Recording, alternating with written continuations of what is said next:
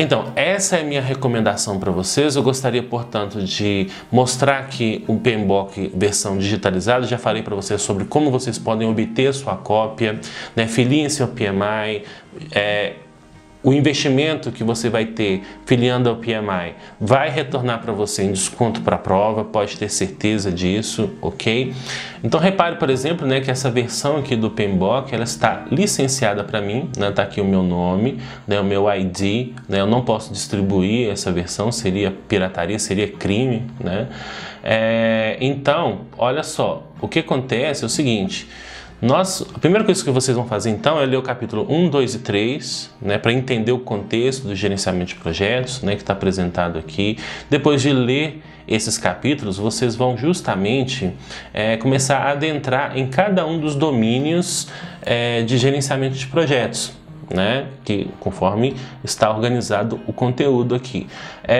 A questão primeiro, né, talvez que você precise saber nesse primeiro momento é quais processos pertencem a qual domínio. Então, dos primeiros processos aqui que nós temos, portanto, né, dentro do domínio de iniciação, é justamente o processo de desenvolver o termo de abertura do projeto, mas talvez você queira saber também quais são os outros processos de iniciação, de planejamento e por aí vai. Então nós temos aí uma tabela, né, que demonstra quais são esses processos, e aí dentro dessa tabela, né, que é a 1-4, eu queria, portanto, apresentar essa tabela para vocês. Olha lá, vamos lá, aqui, ó, pronto.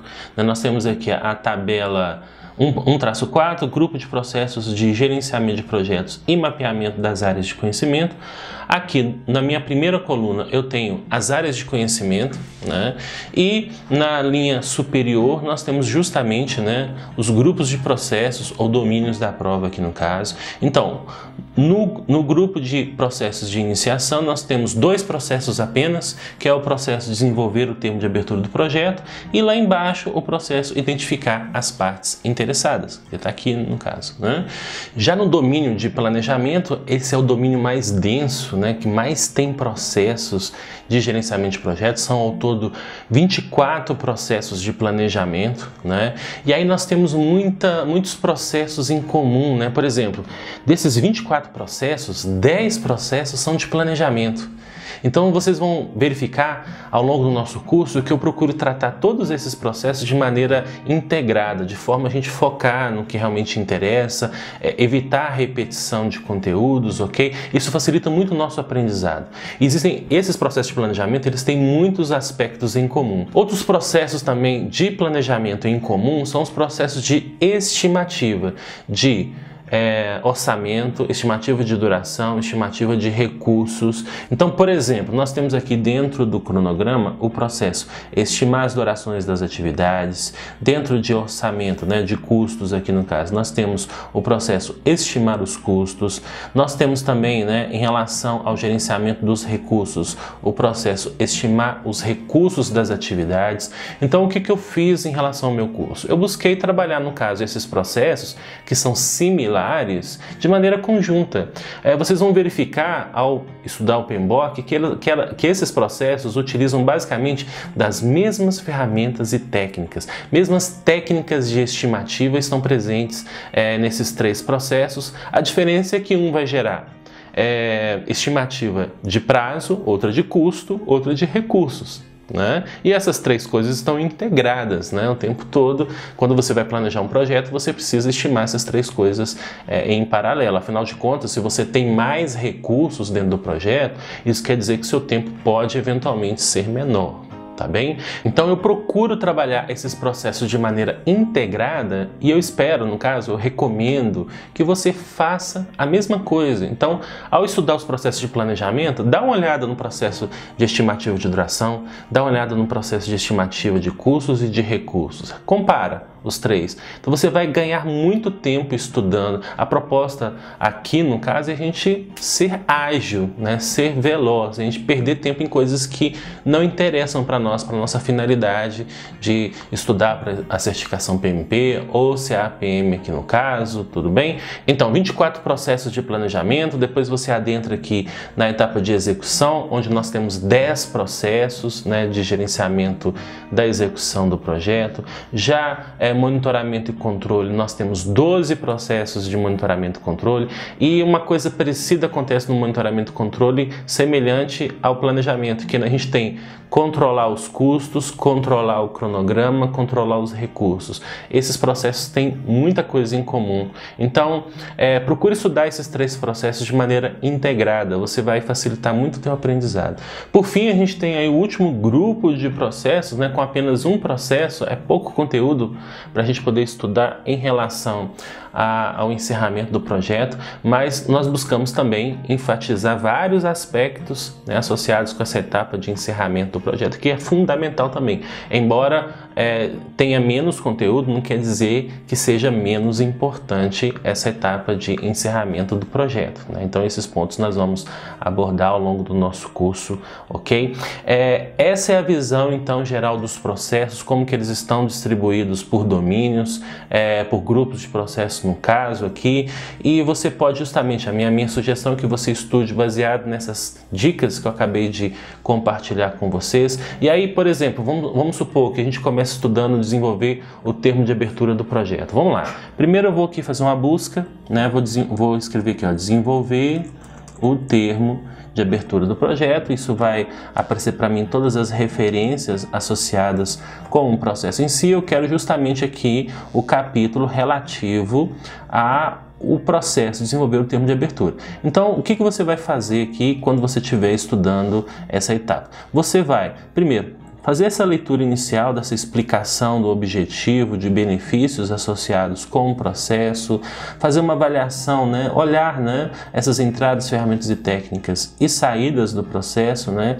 E aí, na sequência, nós temos aí, portanto, né, como eu mencionei com vocês, um diagrama, né, que mostra o fluxo de dados do processo. No centro aqui nós temos o processo de desenvolver o termo do projeto, né? E aqui eu tenho informações, por exemplo, de onde que vêm as entradas que compõem, que serão necessárias para poder desenvolver esse termo de abertura. Estão vindo justamente da empresa ou organização. Nós temos aí informações vindo de documentos de negócios que foram elaborados, que serão necessários para trabalhar o termo de abertura do projeto. E outra coisa que nós precisamos saber é o seguinte: para onde vão as saídas? Nós temos basicamente 2 saídas no processo de desenvolver o termo de abertura do projeto. Uma que é o registro de premissas, que vai lá para os documentos de negócios, né?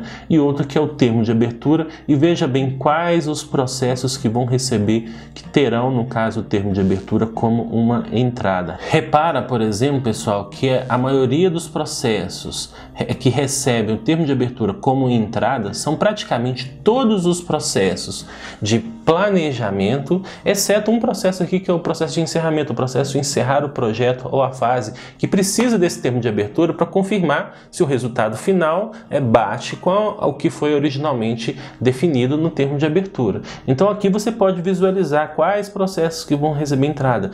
Mais uma vez, você não precisa ficar memorizando, decorando essas informações, é apenas para você ter uma visão geral. Esse processo de entendimento, como as coisas funcionam, você vai perceber que vai sendo uma coisa natural. Você vai aprendendo isso a partir do momento que você vai analisando de forma mais crítica. Mais uma vez, não foque em ficar decorando essas informações. Nem eu mesmo fico decorando essas coisas todas, né?